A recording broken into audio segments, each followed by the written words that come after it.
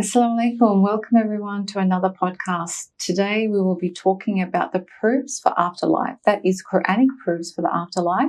And to talk on this topic, I've got Professor Mehmet Ozalp with me. Welcome, Professor Mehmet. Assalamu alaikum to everybody who is listening to this video and recording. Thank you very much. It's great to talk about this topic. And I'm going to talk about 5 specific proofs, 5 different proofs that Qur'an argues. So I guess before we go into those proofs, why do you think it's important to even talk about this topic, about belief in the afterlife or proving that it exists? Why do you think this is topical? Well, because a lot of people don't. There's been some research recently, Pew Research. It's an American research organization that asks Americans of different religious backgrounds whether they believe in afterlife, heaven and hell. And only 61% of the people, these people believe in God, but they don't necessarily believe in heaven and hell. 17% don't believe in any afterlife. And unfortunately, so 61% believe in afterlife? Yeah, only 61% believe both heaven and hell together. Okay. 17% nothing. 17% believe in no afterlife. Muslims are one of the highest, out of all religions who believe in a heaven and hell, 93%. And interestingly, the Jews are the lowest. Buddhist Jews and Hindus are similar. I guess Hinduism, Buddhism has a different understanding of reincarnation. But being an Abrahamic religion, Judaism, it's about 40%. One interesting thing that's common to people of all religious persuasions, less people believe in hell than heaven. Heaven is always higher, and about 10 to 20% less believe in hell. That will be a very good, another podcast, I think, why that is the case. But I suppose my next question is, why is it so important to believe in the afterlife? Or why is it so important to prove the existence of afterlife, do you think? Because it's one of our cardinal beliefs. So in Islam, there are 6 essentials of faith, but 2, which like existence of God, believing in God, and believing in afterlife is mentioned more often than any other beliefs. So it is a cardinal part of our faith that you must have, a believer must believe in God, and they also must believe in an afterlife. If without that, you don't have a faith that's grounded. And we also need to be convinced rationally that God exists and there is an afterlife. And I think Qur'an addresses both of these. They do. So you mentioned, though, 93% of people in that Pew Research, Muslims, believe in afterlife. So are we saying that 77% of Muslims don't believe in afterlife? In that research, yes.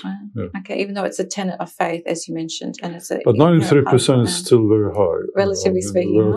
Yeah, fair enough. Yeah. So you emphasize the logical proof, that there is logical proof. So that you're going to provide 5 evidence for the about afterlife, the existence of afterlife. Are they all logical in manner or in nature? I'm not going to provide it. Qur'an will. Okay. I will just going to explain what Qur'an is providing for us as a rational argument. Right.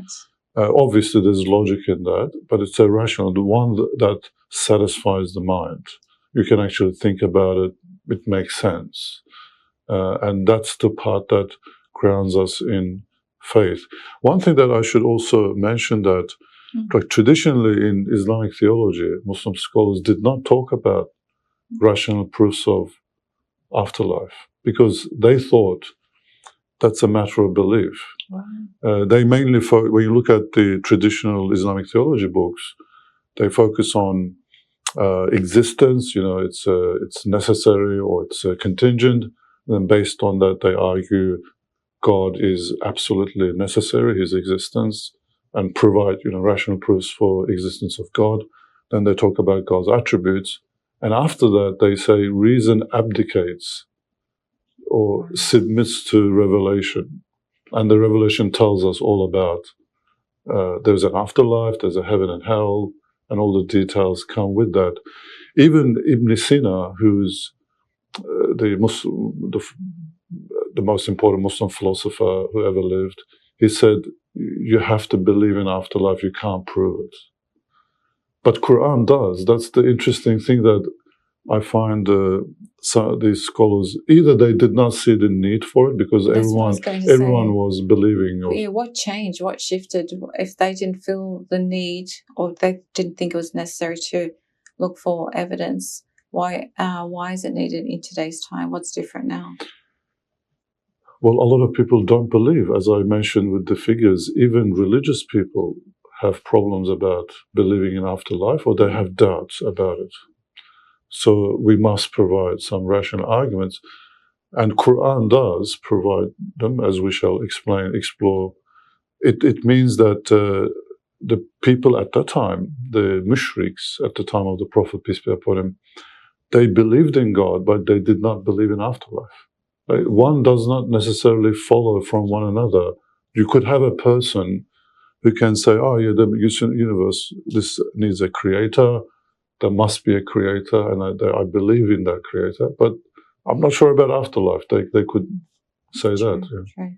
Okay, let's now get stuck into the evidence or the proofs for the existence of the afterlife in the Quran. What's the first evidence? The first Quranic argument is found in chapter 30, verse 50. And it goes like this. فَانْظُرْ إِلَىٰ أَثَرِ رَحْمَةِ اللَّهِ كَيْفَ يُحْيِي الْأَرْضَ بَعْدَ مَوْتِهَا إِنَّ ذَلِكَ لَمُحْيِي الْمَوْتَى وَهُوَ عَلَى كُلِّ شَيْءٍ قَدِيرٌ. This is the verse in the Quran. Translation goes like this. All parts of this verse is very important. It says, look upon the works of God's mercy, how he gives life to earth after its death. And so he will give life to death. He is powerful over all things. This particular verse has two arguments, really. One is more obvious, the other one's a bit subtle. I'll give you both of them, but they all count as one verse, providing argument. The first one is that what this verse is saying is, look at there are situations on earth in the natural world where things look dead, but then it comes alive. And examples of these are, you could have a trees that look dead in winter, all the leaves, all the fruits are shed. Just like a skeleton just look like a bone. And then when the weather warms up, rain comes in, basically the season, spring comes in, and it comes to life. So the Quran is saying, just like you could be dead, you could be reduced to bones, but these bones could be clothed together.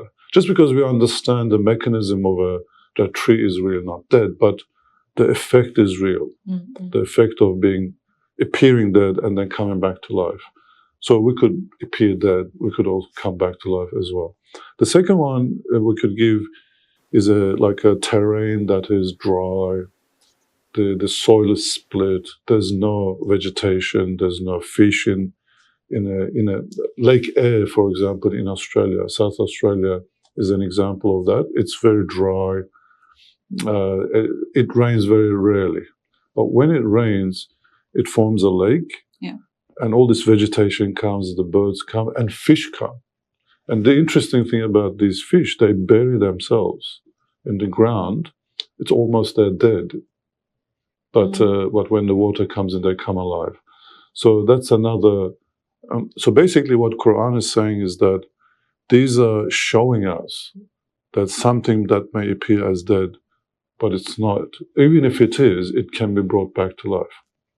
The second one, which is really more subtle in this, how the verse begins. It says, "Fandur ila athari rahmatillah." The rahmah of God is mentioned. That is God's mercy and compassion. In this one, there is an argument both for existence of God and afterlife. And let me explain. So when we look at the natural world, the signs of, rahmah, we can discover signs of rahmah, don't we? Yes. The way nature is prepared, the rain comes in when you need water, all of the love and care that the animals show towards their young, they're all manifestations of Allah's mercy. Yeah. So from that, we come to the conclusion that One, there is a single source of mercy where all this mercy that we see in the nature emanates from. Because they cannot just, if there's no single source, you cannot explain all this mercy altogether. So there must be a God. There must be a creator, but also that creator is merciful. The mercy necessitates the creation of our afterlife. It's like this, because he's given us the taste of existence and consciousness for the first time. So if we were to die and be nothing, that would actually be cruelty. Imagine taking a kid to a playground and say, after the kid enjoys, everything about the playground and playing with other kids, and then the parent, you say to the kid, you're never coming here again. That's right. You're never going to come back there again. And that would be cruel, wouldn't it? It would. Because they've tasted it, the beauty of it, and then to say this is not going to happen again. Yeah. Exactly. And the only thing that you can do to console a child in that is, look, we will come back tomorrow. And they say, oh, okay, I can now go home. Otherwise they cry, they don't want to leave. They want to leave, yeah. So in a similar way, if Allah's mercy and compassion, His rahmah, means that after us tasting this world existence, we don't want to die. We want to continue to live. And it's very painful, actually, to think you're going to be nothing after death.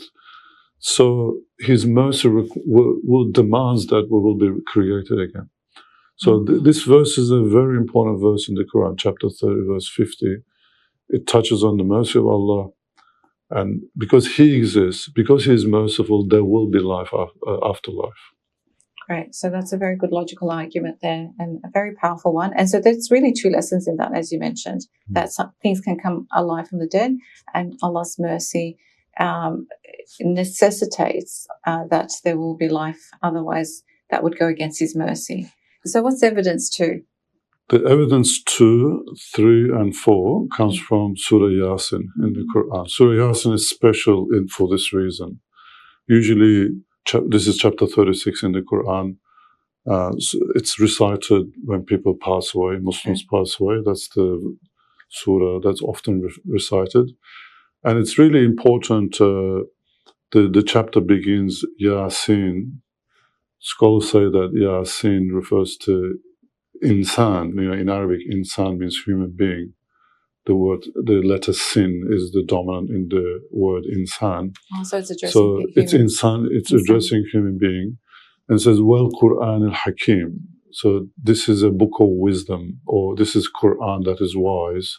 So it's going to give us some wisdom in relation to some very important topics, and the afterlife is the most important topic that's covered in the surah, because the surah finishes, فَسُبْحَانَ الَّذِي بِيَدِهِ مَلَكُوتُ كُلِّ شَيْءٍ وَإِلَيْهِ تُرْجَعُونَ. Glorified is He, in His hand is the innermost dimensions of all things, and you will all be returned to Him. That the whole surah finishes with that, returning to Allah subhanahu wa ta'ala. So that's when someone dies, we believe that they have returned to Allah subhanahu wa ta'ala in that respect. So that's why Surah Yasin is recited a lot after dying person. But that towards the end of that verse, towards the end of that surah, 3 important proofs are given for afterlife. So let's look at these one at a time. And by the way, these verses were revealed in relation to a non-believer came to the Prophet. His name is Ubay ibn Khalaf. He was one of the leaders of opposition and disbelievers in Mecca. He crushed these bonds and came to the Prophet, peace be upon him, and said, he threw it at him and says, "Are you saying that these will be resurrected?"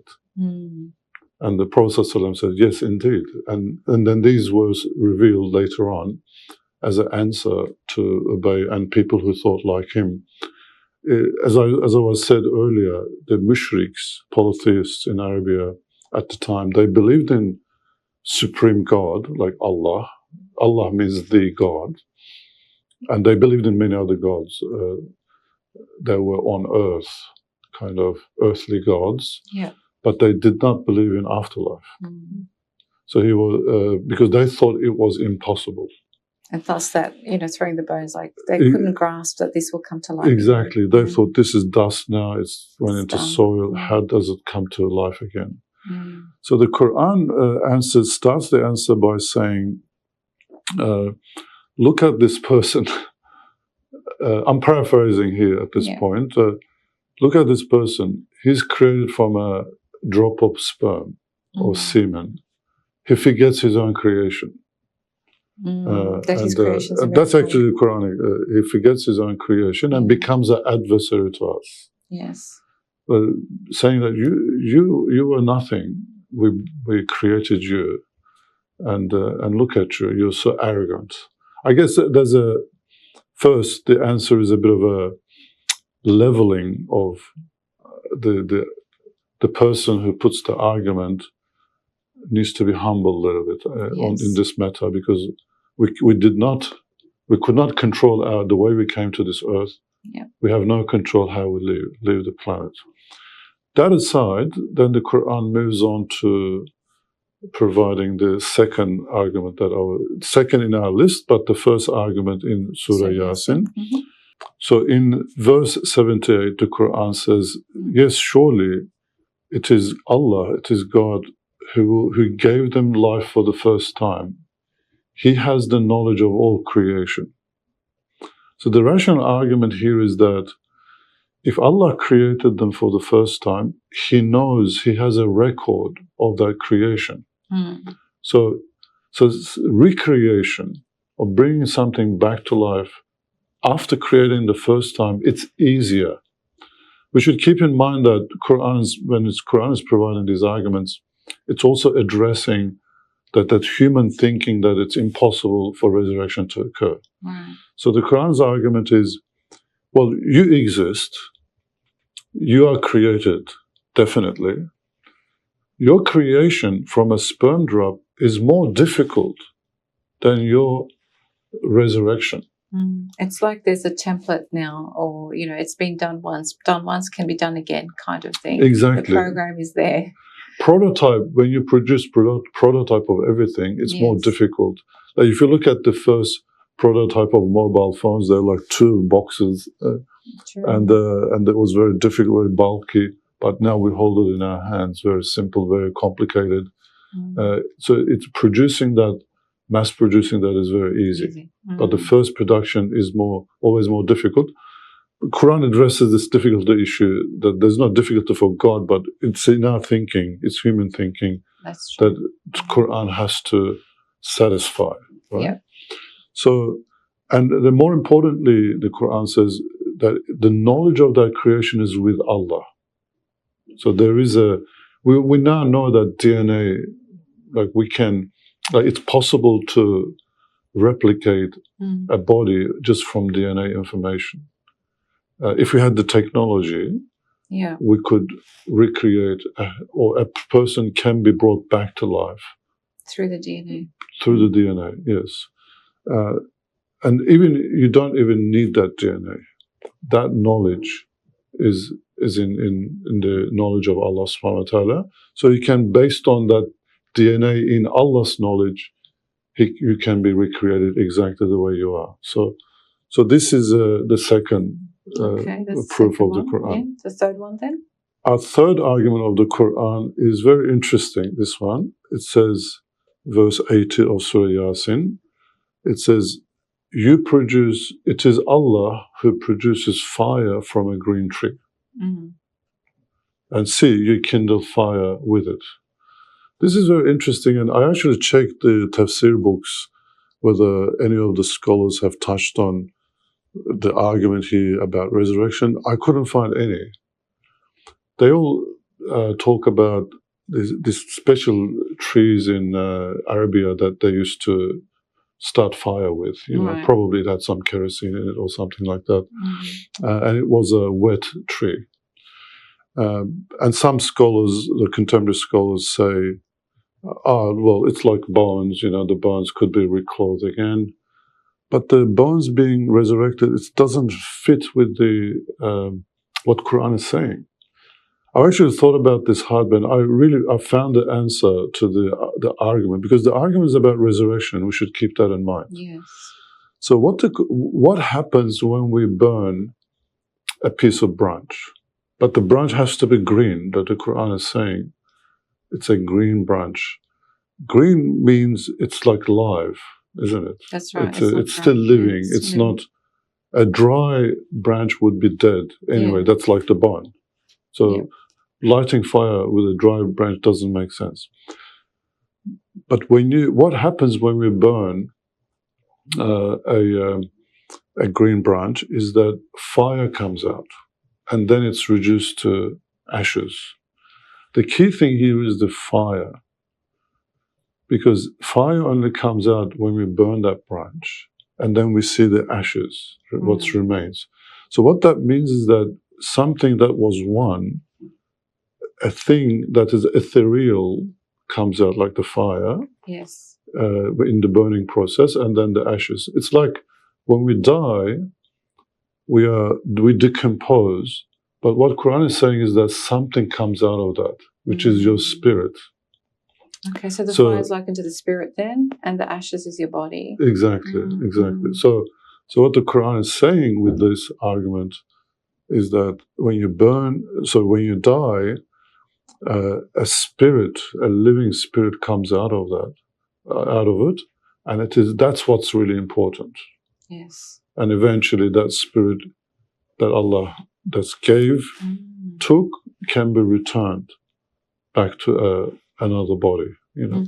So I think this is brilliant. This is a brilliant, and the fact that it's a green leaf or tree, because otherwise, if it's a log, it's dead anyway. It's been cut from its life source, whereas this is it's alive. Yeah. That's right. I don't think I'm reading into the verse, because the verse is very clear. It's a green branch. It's green. Fire is coming out. That's right. The context is resurrection. The Quran doesn't always explain its parables. Yes. It never explains, actually. It always leaves us to think about it, to learn from the lesson, learn from the wisdom.